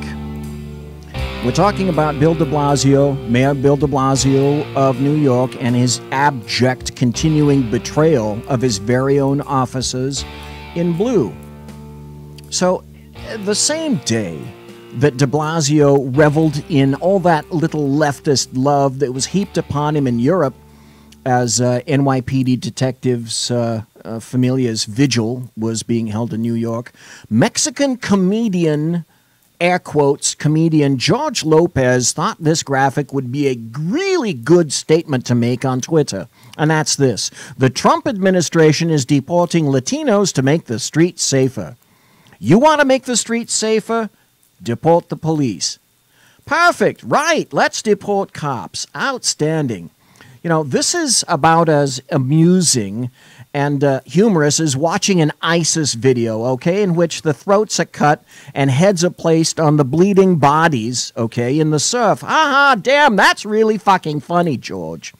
You must have attended, I don't know, the Kathy Griffin School of Comedy, but, okay, wait, isn't it Bill de Blasio who benefits from his very own well-armed City of New York Police Department taxpayer-paid security personnel contingent? Yeah, 10 of them, by the way, none of whom are Caucasoid, and driver in a convoy of 3 very large, gas-guzzling, black-toned, tinted SUVs every hour of every day, whilst he's at work, and whose security detail sergeant must be black. Because when he wanted one, that was the stipulation. It must be a black sergeant. Why, yes, he does benefit from all of those things. So, Bill de Blasio benefits from people with firearms and from NYPD officers, but that's okay. You know why? Because he's better than you are, and obviously more deserving of protection and security. You commoner, you prole, you serfs, you groundlings, you unwashed damn rabble. Screw you all. Here, you know, here's a cut where Mayor de Blasio speaks to Mexican leftist racist journalist Jorge Ramos of Univision, who exists only to promote Mexicans, and every other race can go to hell because he's a member of La Raza. La Raza means the race, meaning there are no other races. And how he is treated and how he speaks to Ramos tells you everything that you want to know about Bill de Blasio himself. These are two leftists, basically, that are embracing shared memes in the lovely bromance on the left. Let me ask you about the police department and about the Staten Island choking. Do you think that Eric Garner would be alive had he been white? I mean, is that an example of white privilege in New York City? I don't think we can conclude in any one instance what would have happened. Any one instance? He wasn't asking you about any one instance. He was asking you about Eric Garner. Answer the damn question. A lot of different pieces played into that incident. There's a full investigation going on. We do know that a chokehold is not allowable by a New York City Police Department policy. We do know there's a thorough process going on right now, both in terms of investigation and judicial process. We're going to retrain literally our entire police force to emphasize how officers should comport themselves with the community and what's allowable and not allowable. And you're retraining because something is wrong. Oh, there's no question something's wrong. There's no question something is wrong. Okay. I'm going to have some questions for you. And we need to do better. And when we do better, it will redound to everyone's benefit because there will be a closer working relationship between police and community.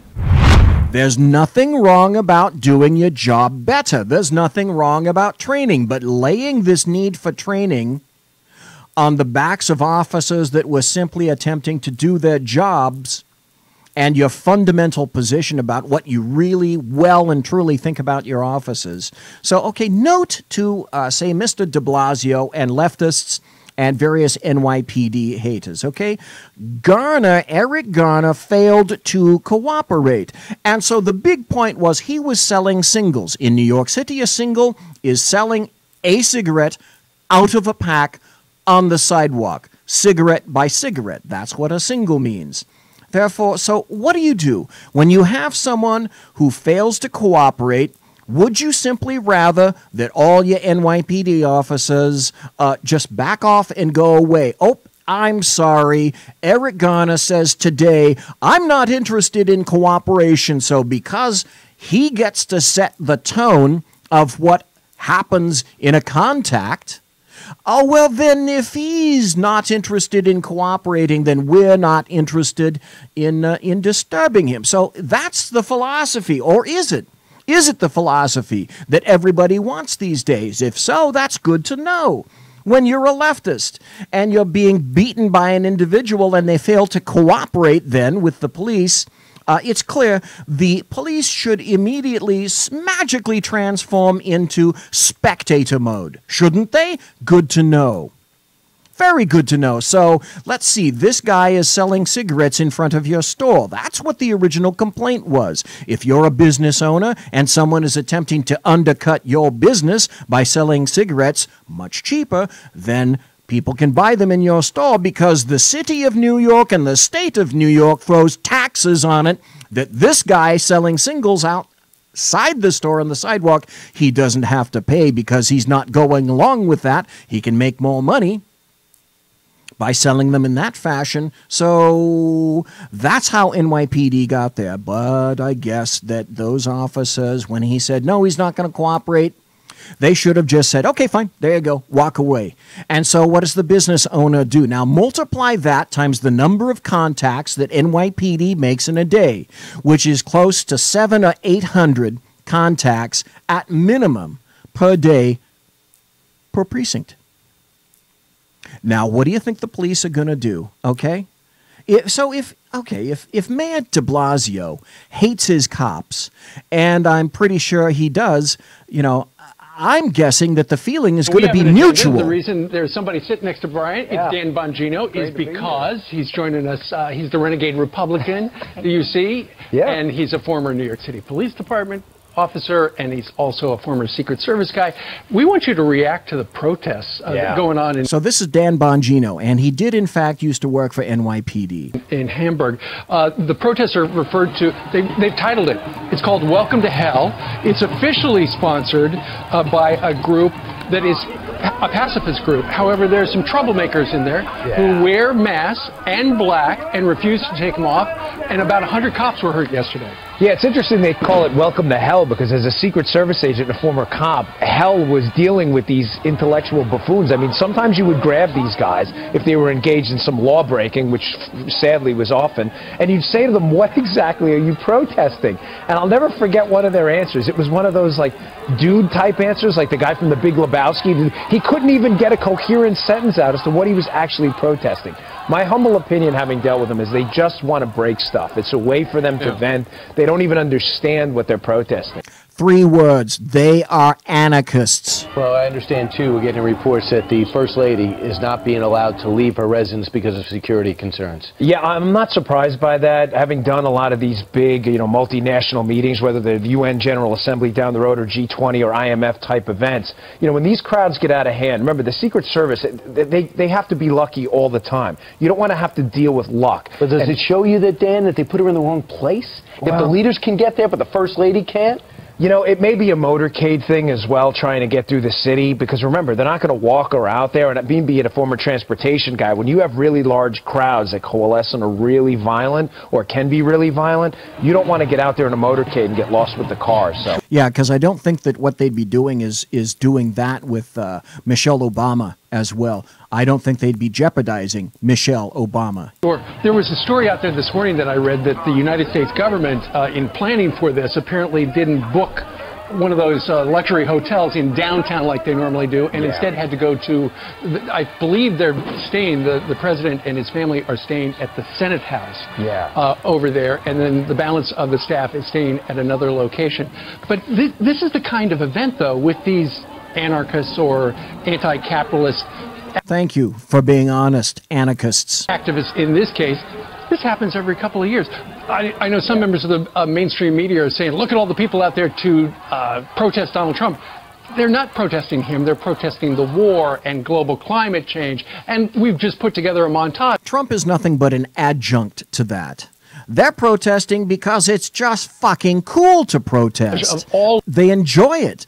They get to. Plus, Merkel said, all right, let's host this stuff in Hamburg, knowing full well that this is the result that she's going to get. All of these guys. But she did this in terms of quantifying it as free speech. Well, wait. Free speech. Do you think there's such a thing as free speech when you might say something negative about immigrants or Muslims or refugees? No, at that time, Angela Merkel would say something essential to, fuck your free speech. Over the years, look at that. Yeah, what's interesting about that with I know that story's picking up some steam about how they couldn't find a hotel room, but, I remember being an agent, and we have PPD Ops, the Presidential Protection Division Operations Section. They're the ones that book the hotel rooms, but we can only go by what the staff says. So if they made this decision just within the last few months, I remember going to events like this where there was one time I think we rented an RV, because you have to be housed somewhere. As so the advanced guy? Let me ask you something, Dan. We've been reporting this morning that Bill de Blasio, the mayor of New York City, that he was going over there. He took a flight out one day after the officer was killed here in the Bronx. Now listen to this from Bongino. Yeah. This is the city he represents. Many people are just outraged with him. He says he was going to promote human rights issues, and he felt like that was important. But as a New York City former police officer, what are your thoughts about that? Yeah, I gotta be honest with you. I really hate talking about this because I get so emotional about it. I don't mean that in a bad way, but, this cop, think about it. She goes to work on a midnight shift. She has 3 kids, right? These kids are never, ever going to, every single holiday for the rest of their life is going to be memorialized by the fact that one thing happened. Their mother's not there because some savage decided he was going to shoot her in the face as she was filling out her memo. You see the video now. That's exactly what happened. And that's how the children and the survivors and the entire family will remember July 4th. It will forever be linked to her assassination. Cased it, Brian. He cased it. I've got good friends in the camera unit, the NYPD. They saw this days ago. He cased it, meaning he walked by and in a premeditated act of human savagery shot this cop right in the face who was just there to do her job. This story is an absolute disgrace, and it really bothers me because it goes to show you the heinocity of this anti-police climate out there. There's a few bad apples, of course, but 99.9% of the cops go there, they do their job, they work for very little money, and look what happened to her. So what about the mayor not not going to, I guess he's not going to be there for the funeral. I don't know about that, but I know that he's not there for, we don't know when the funeral is actually going to be. Yeah. But we are told that he's skipping the swearing-in ceremony. There are 524 New York City police officers, new recruits, that are getting sworn in, and he's not going to be there to shake their hand. And that's what your mayor thinks of you. My sheriff, when I worked for the sheriff's department, attended every single swearing-in ceremony. And it's even bigger for the NYPD because they have 25,000 plus officers. So when you're graduating an academy of 500 plus officers, don't you think you might want to step out on a positive foot with these brand new officers?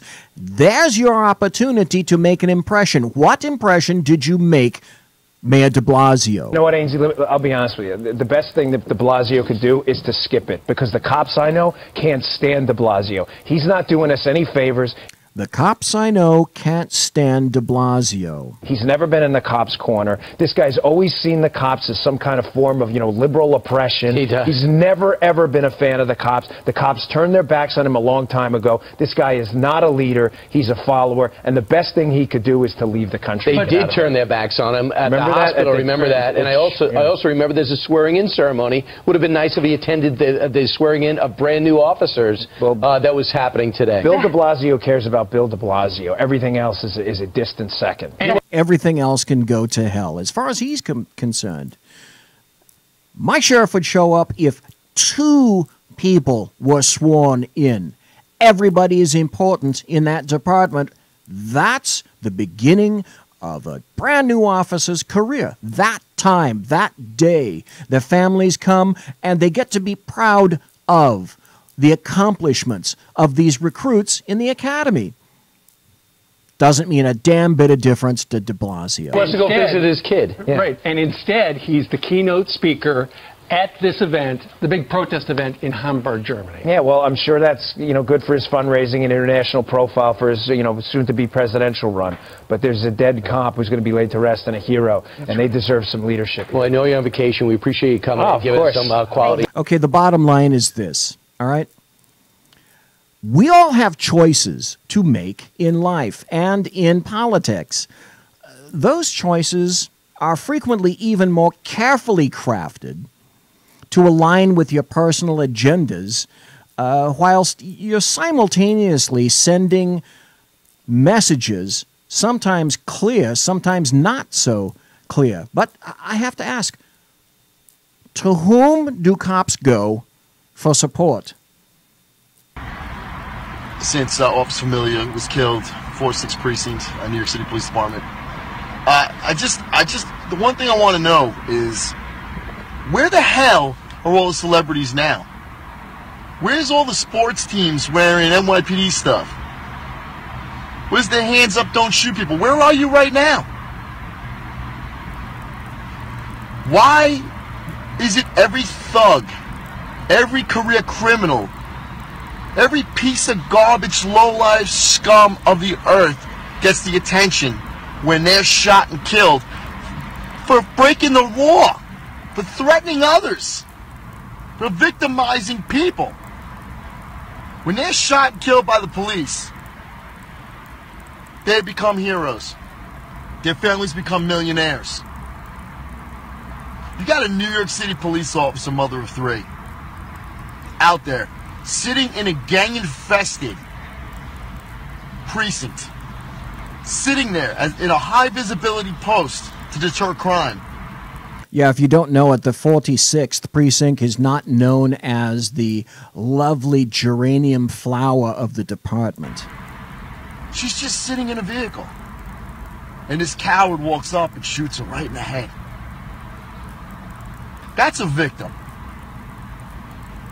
Of course, these morons will swing it that this guy was a misunderstood youth victim of the system, and he was angry at the police. Angry at the police. Have you been watching to see what people have been saying about that particular suspect whose name I wrote in the blog, but I won't pronounce here because, fuck him, he's dead. The thing was, the police should have been more tolerant of him and in his contacts prior because he had mental problems. I'm not kidding. Others will say it's the police's job. The risks are there. They know the risks. So they get killed, they get killed. That's a person that chose that job to make a difference. That's a mother of 3 children. She went to work and didn't come home. Where the f*** are you now? Where are the celebrities now? They're just where Bill de Blasio is. They're being protected by their own personal security contingents. They're being protected by people who are trained in security and mostly probably are all very well armed because they deserve it. They're special, just like Billy. I don't hear you. I don't see you. And believe me, society sees that. You want to make a difference? You want to be a celebrity? You want to be an athlete? You want to mean something? You want your life to mean something more than a trophy or some BS award that you get? Do the right thing. Support your police. God bless. Mayor de Blasio intended, just like I said, to send a message with his decision in terms of action and timing. Both of these things, very important. His message was as subtle as a white-hot piece of rebar shoved up the ass of an enemy, his NYPD, and all other law enforcement officers, and sheepdogs. Me too, me included. All throughout the United States, the utter disdain and contempt with which he holds his own officers cannot be contained no matter how hard he tries. Okay, but it wasn't just, like I said, it wasn't just Detective Familia's vigil that he avoided. He avoided 524 officers with whom, as I said, he had the opportunity to make an incredible impression and motivate all of these officers to do their jobs. He chose not to. That was purposeful. That was a very selective choice by de Blasio. To Mayor Bill de Blasio, basically what he's saying is that cops are essentially immaterial unless they can be useful like tools in, various forms of political fodder when necessary. So this is a defeatist and corruptive path which guarantees no security or efficacy for the citizens of New York City. The funeral for NYPD officer, Detective Miasotis Familia occurred an afternoon or two ago. It was, in fact, attended by Bill de Blasio. And again, literally, hundreds of officers turned their backs to him as he spoke. And at a police officer's funeral, it's not just officers from the NYPD. It's the other officers from other agencies who come there to honor the slain comrades as well. I said it 35 years ago, and I'm going to say it now. You get the kind of law enforcement that you deserve. So instead of de Blasio, you want to hear somebody who's a real inspiration? This is how you back your troops. This is what someone who backs their troops sounds like. New York Police Commissioner James O'Neill at the funeral for Detective Familia. Let me tell you something. Regular people sign up to be cops. They sign up for this job of protecting strangers knowing there are inherent risks. But not one of us ever agreed to be murdered in an act of indefensible hate. Not one of us signed up to never return to our family or loved ones. So where were the demonstrations for this single mom who cared for her elderly mother and her own 3 children?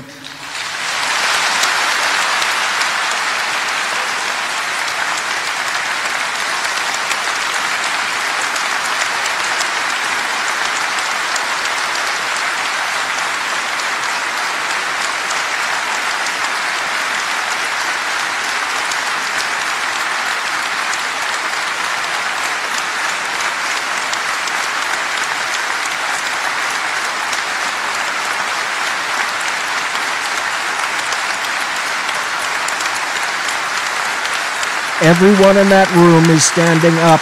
Everyone outside watching it on screens is standing up. There is anger and sorrow, but why is there no outrage? Because Mia Sotis was wearing a uniform? Because it was her job? I simply do not accept that. Mia Sotis was targeted, ambushed, and assassinated. She wasn't given a chance to defend herself. That should matter to every single person who can hear my voice in New York City and beyond.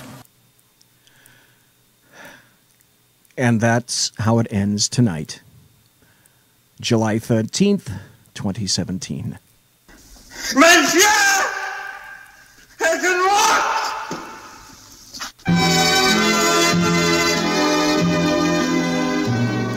We'll meet again. Don't know when. Don't know when. But I know. Ladies and gentlemen, boys and girls, children of all ages, thank you for listening to the Bloviating Zeppelin's Berserk Bobcat Saloon on the SHR Media Network. The next time you hear anybody from SHR, from this studio, we'll be broadcasting from Las Vegas. If you want to contact me, you'll find me on Twitter at bzep, on my blog at bloviatingzeppelin.net, and in a day or two on my email, bz@shrmedia.com. Will you please say hello to the Trust me when I tell you that I'm giving thanks to my personal KC-135 Kettle 1 refueling team, with whom I will be consulting most deaf within the hour. I was singing.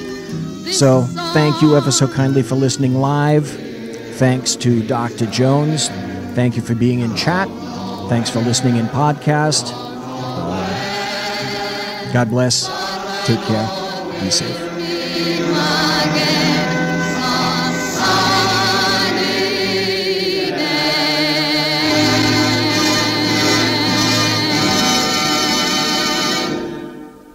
Everybody quiet down now and get some sleep. Good night, everybody. Good night, Mama. Good night, Ben. Good night, everyone. Good night, Mama. Good night, Daddy. Good night, children. Good night, Daddy. Good night, Elizabeth. Good night, John Boy. Good night, Jim Bob. Good night, Jim Bob. Good night, Jim Bob. What's going on? I was asleep. What's everybody doing? Good Good night, Jim Bob. Go to sleep.